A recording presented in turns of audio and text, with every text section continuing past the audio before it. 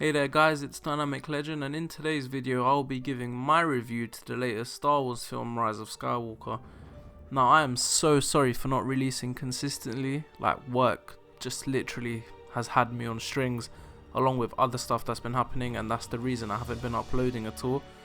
But you know, I always wanted to release a video to talk about my own thoughts for the film. I just wasn't sure when I would be actually able to do it. But yeah, anyway, we're here for the review, so let's get right into it. Rise of Skywalker finally marked the end of an era as episode 9 finally dropped.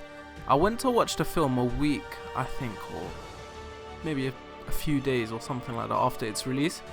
Initially I wanted to watch it on release, but you know, by the time I tried to book tickets I couldn't get anything sorted till a week after. Like, it was just mental due to a lack of tickets and stuff. But anyway, I was really excited and enthusiastic to witness the end of a saga and see how, you know, episode 9 would climax the series. And you know what, like, I can't lie, overall I was really disappointed. The film had countless plot holes and the story was just poorly written in my opinion. Now, the problem with Star Wars The Rise of Skywalker isn't just that it absolutely walks back a number of potent reveals and plot threads from the last movie, but rather that it spends almost this entire time trying to, you know, answer the questions its predecessor set and adding painfully conventional plot twists and, you know, patronizing reversals in the name of appeasing fans who only want to be reminded of the first 3 movies. It inflicts additional damage to the legacy of the first 6 Star Wars movies, and it's too safe, you know, rather than actually being expansive enough to provide an ending that would have been fitting for the new trilogy. That being said though, the action was amazing and there definitely were some positive aspects for the film. It wasn't just all negative. The biggest challenge faced by the new trilogy is that it intended to bring closure to the original beloved characters, you know, Luke, Han and Leia, whilst adding new characters to the lore. And since then the plots and storylines have, you know, honestly, they've raised more questions than they addressed. One of the biggest pros of the film was the music, and as usual the amazing John Williams. He delivered yet another fantastic background score, and it honestly uplifted some scenes just by adding that bit of extra emotion to it all. So the music is a very big plus, and it is honestly complemented with excellent effects, set design and really cool cinematography. If you pile this in with the action that we had the pleasure to watch, it's honestly really cool. Like, the action and fighting in my opinion was some of the best in the entire franchise, hands down. But you know what, like, there is a big but here. The film's plot and storyline moved so quickly over the course of the film that due to that it had to cover a lot of ground to do so, which meant that there were a lot of things that had to be grazed over, as there simply wasn't enough time to allow the weight of certain things and revolutions to truly sink in. Now, a lot of the narrative literally hinged on Kylo and Rey. I think the acting was good, there's not really, you know, much to fault over there. The scenes between them could have been a bit better done in my opinion, but yet again, the biggest problem with these characters, and overall all of the new characters actually, for a lot of Star Wars fans, including myself, is how we engaged with them. Like, I couldn't care less for Rey or Kylo, and you know, I'm being honest, when Kylo died I was just like, you know, oh, okay, like, what now? Like, I didn't get upset. I didn't think, oh damn, we lost someone really good. It didn't hit me. I was just like, oh okay, you know what, like, fine. So character development felt so rushed to an extent, and I still feel like the bonding we felt with the original characters was completely missing with the new characters. But you know what, like, this can be fixed. Whether this is going to be fixed with the release of further films or novels etc. is yet to be seen, to be honest, but there's always a possibility that it can be fixed. Now, I do feel like Disney were a bit sly here because they did realise that fans were not feeling the new characters as much. Remember when Disney said that fans had to move on from the old characters and embrace newer characters because Star Wars wasn't fixated on any sole person or entity etc. Well, they really went back on that on this film. I mean, we saw a character who was dead come back from the dead and literally do a madness. Like, Disney knew after episode 8 they needed to do something major if episode 9 was going to be a success, and they brought back one of the most iconic characters from the previous trilogies with Palpatine. and fair play to them, because their tactic absolutely worked. I don't know about you guys, but I personally know people who legit went and watched the film just because of Palpatine.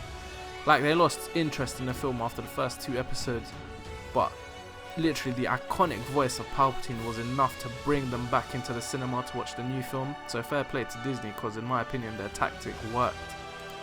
But that is just so hypocritical for me. I mean, Disney really said we'd have to move on from the older characters, and when shit hit the fan, they really played it safe and threw Palpatine back to us. So it's very, very poor.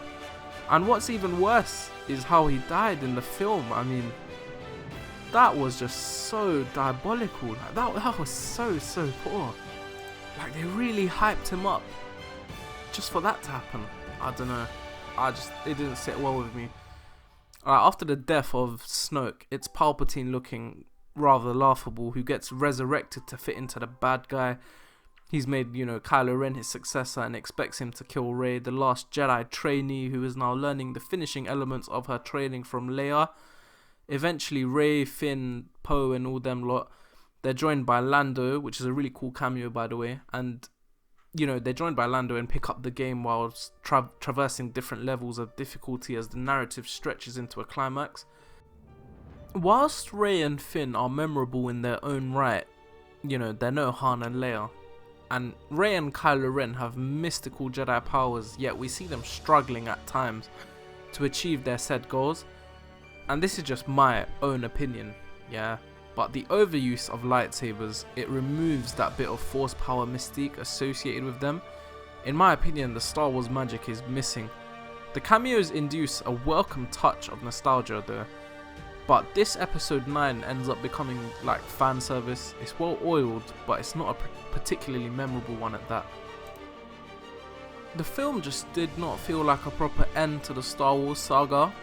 Now at least we're aware that Palpatine was in fact a clone of his original self, but despite that it sort of looked like the film built up to the final battle, and it was really disappointing to see that Palpatine, after recovering his original power, yes, after recovering his original power, he still completely just flopped. It's almost like he completely forgot whatever he did in episode 3 and 6.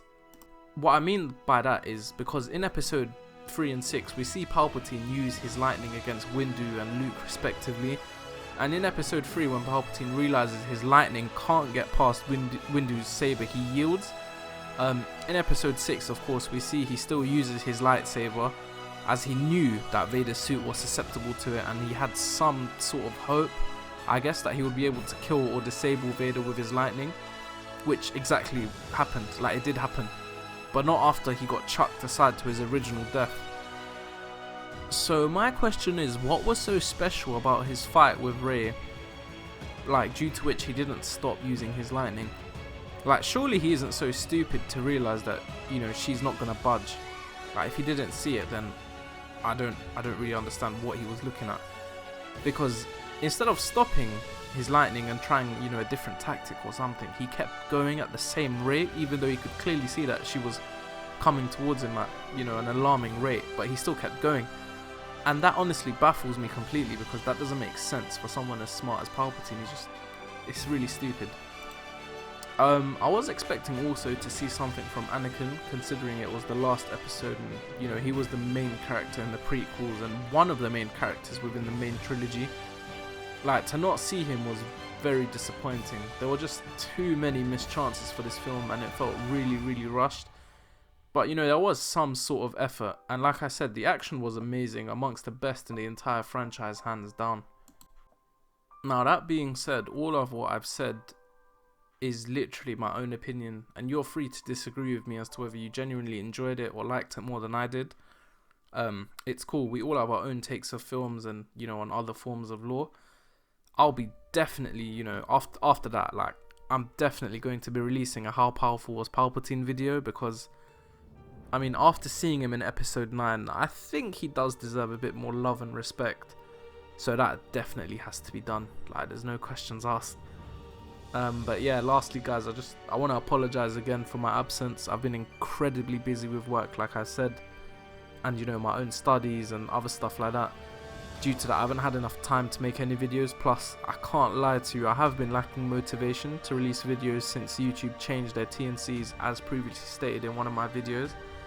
So if you want to help me, and trust me, it really will mean a lot to me, then you can donate to my Patreon and I'll definitely try to release more content for you guys.